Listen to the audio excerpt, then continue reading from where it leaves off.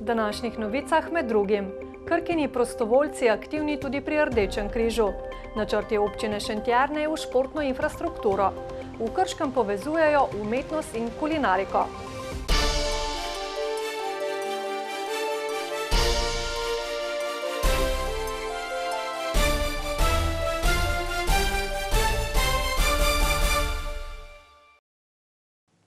Lepo pozdravljeni. Ta teden obeležujemo teden Rdečega križa. V polnem razmahu pa je tudi Krkin teden humanosti in prostovoljstva. Že v zgodnjih jutranjih urah so se Krkini prostovoljci zbrali v humanitarnem centru Rdečega križa Novo mesto, kjer so pomagali pri pripravi paketov hrane tistim, ki to najbolj potrebujejo. Najpogosteje slišimo, da prostovoljci z opravljanjem svojega hvale vrednega dela ogromno naredijo tudi zase, da jih to napolni z energijo. Veliko je ljudi, ki potrebujejo našo pomoč in tudi sama imam 2 otročka, ki sta tudi sodelujeta v šolah pri dobrodelnosti, tako da jaz mislim, da je prav, da rastemo in da gremo s tem naprej in da pomagamo ljudem, ki so v stiski. Tokrat sem se prvič udeležila, tako da sem vesela, no. Upam, da tudi naslednja leta. Vesela sem, da lahko sodelujem pri taki stvari, ker pač meni je omogočeno veliko in v življenju sem hvaležna za vse, kar imam. Vidim pa, da nekaterim pač to ni dano in mi je veselje, da lahko pomagam tem ljudem in me veseli, da tudi Krka omogoča, da se skozi prostovoljstvo izkažemo tudi sodelovanju z družbo in ljudem, ki to pomoč potrebujejo. To je sicer že jubilejni 10. Krkin teden humanosti in prostovoljstva. Številni so to dejavnost že ponotranjili. Vsako leto sem prisotna na teh akcijah, ponavadi darujem kri, letos pa sem prvič v tej vlogi. In mi je zelo všeč, da lahko pomagam drugim ljudem in s tem tudi naredim nekaj za sebe, da se boljše počutim. V humanitarnem centru Rdečega križa sicer poleg hrane zbirajo tudi oblačila, obutev in drugo opremo. Tovrstne akcije so za njih več kot dobrodošle. Je to več kot dobrodošla pomoč, da tudi prostovoljci iz Krke pri tem pomagajo. Lepo je, da se vsako leto nabere toliko prostovoljcev, da tiste akcije, ki spodbuja Rdeči križ, lahko tudi prostovoljci Krke zapolnijo. Koliko pa je v naši bližini ljudi, ki potrebujejo takšno ali drugačno pomoč? Jaz bi rekla, da jih je preveč. In vse več, tudi vse več je tudi starejših, ki na vsak način rabijo pomoč. In lepo je videti tukaj zadaj mlade obraze, ki upam, da ne bodo sodelovali samo na Krkini akciji, ampak bodo tudi širše delali kot prostovoljci. Nova predsednica območnega združenja Rdečega križa Novo mesto je sicer do sedaj sodelovala pri skoraj vseh Krkinih tednih humanitarnosti in prostovoljstva, najprej kot krkašica, danes pa v drugi vlogi. Bila sem prostovoljka ponavadi pri vodenju po Krki, zaradi tega, ker to delo tudi najbolje obvladam. Vedno mi je dalo ogromno pozitivne energije, če se spomnim, ko so nas obiskali obiskovalci oziroma študentje tretje univerze, različna društva, to je gasilska društva, to je toliko pozitivne energije, hvaležnosti. Sklepno dejanje Krkinega tedna humanosti in prostovoljstva bo sobotni dan odprtih vrat, ko bodo razkazali tovarno članom Zveze društev diabetikov ter novim sodelavcem in njihovim družinskim članom.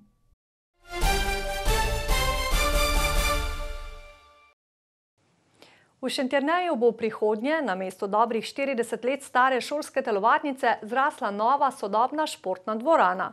Občina načrtuje začetek gradnje julija. V vmesnem času pa se bodo otroci gibali tudi v iz kinodvorane preurejeni telovadnici. Ravnatelj Aljoša Šip nam je razkazal lično urejeno prostor, ki bo uporaben tako za športno vzgojo kot za zunanje izvajalce.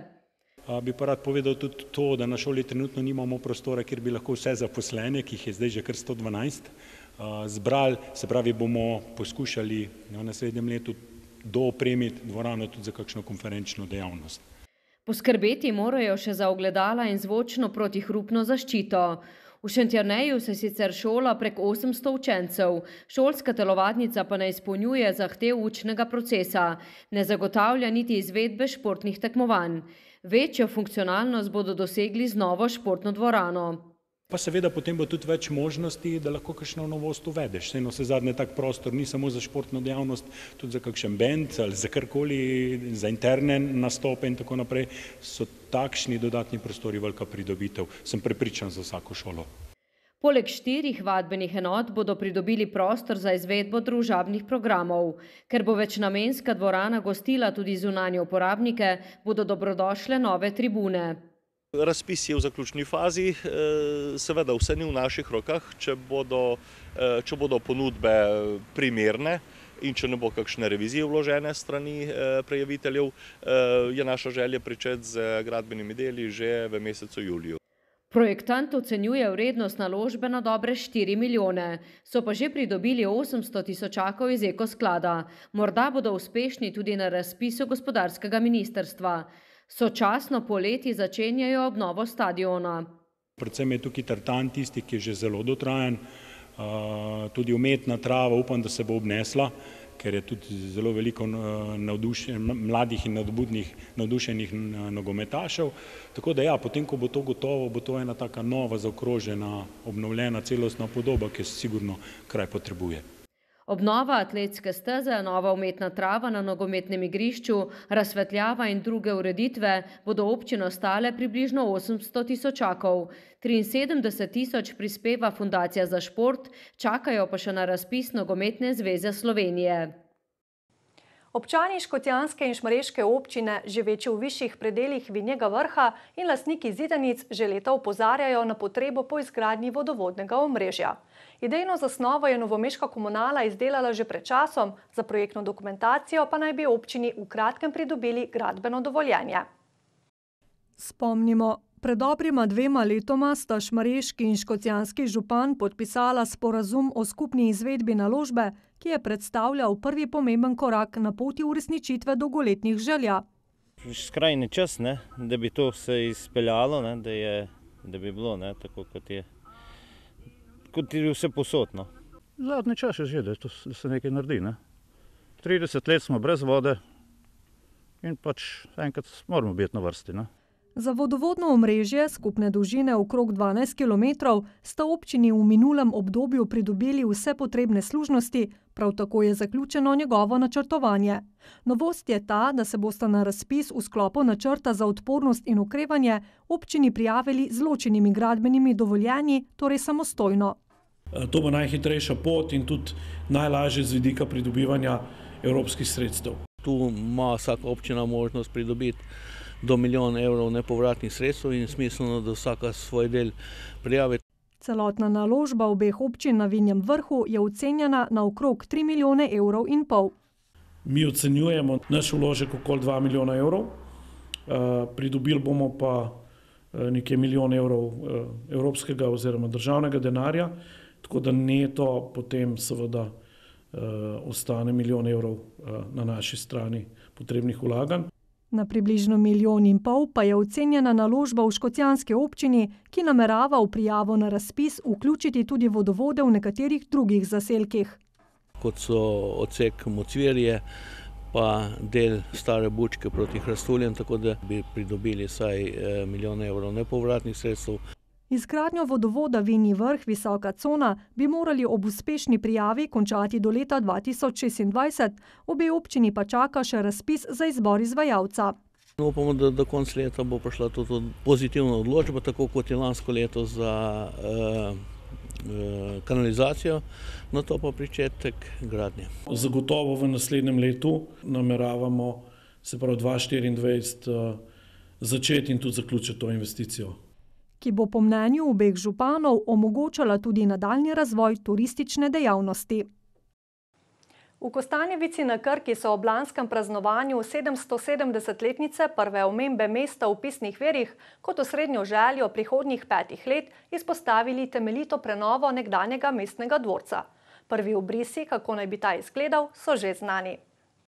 Pripravljalec projektne dokumentacije, za katero v letošnjem proračunu zagotavljajo 80 tisoč evrov, je občini namreč že posredoval 3 konceptualne zasnove.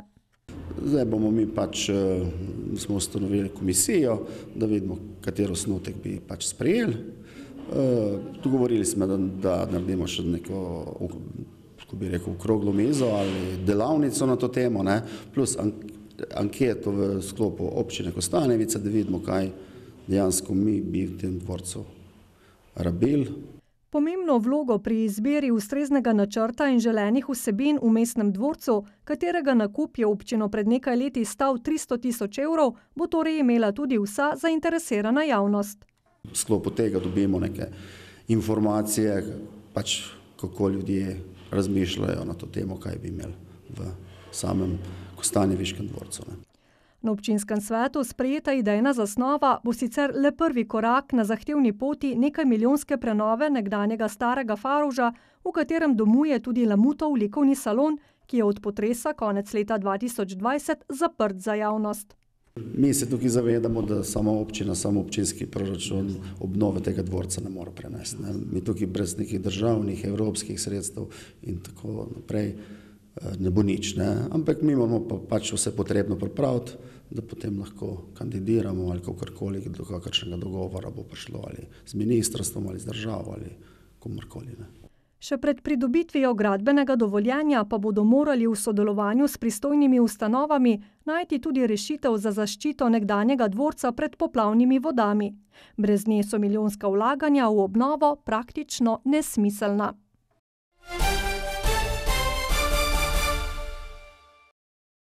V znani krški gostilni ta teden gostijo 4 slovenske umetnike, in sicer 3 slikarje in kiparja.